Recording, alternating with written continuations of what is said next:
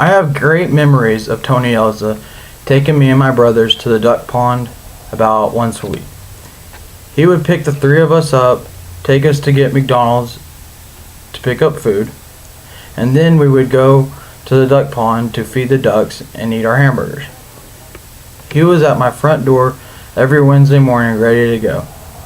It was the best part of my week when I was a child.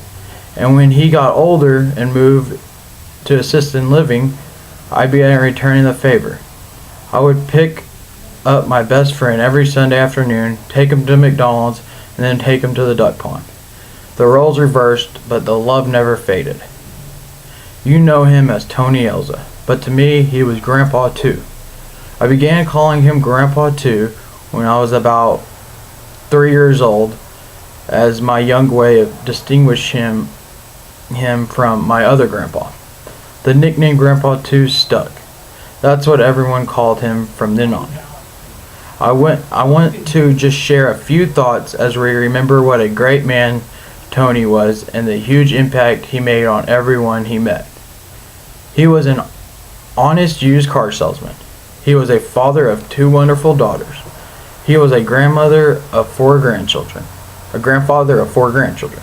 And he was the great-grandfather of me and 9 others. My grandpa was a Christian man. He loved the Lord and was proud to tell everyone he met about how important God was in his life. His love of God was evident by the honest and loving way he led his life. He went to church every Sunday of his life, and I've never known anyone that had as much scripture memorized as him. Perhaps the greatest thing my grandpa taught me and many others was how to be a great husband. I've heard many people say that his marriage to my grandma was the greatest love story ever.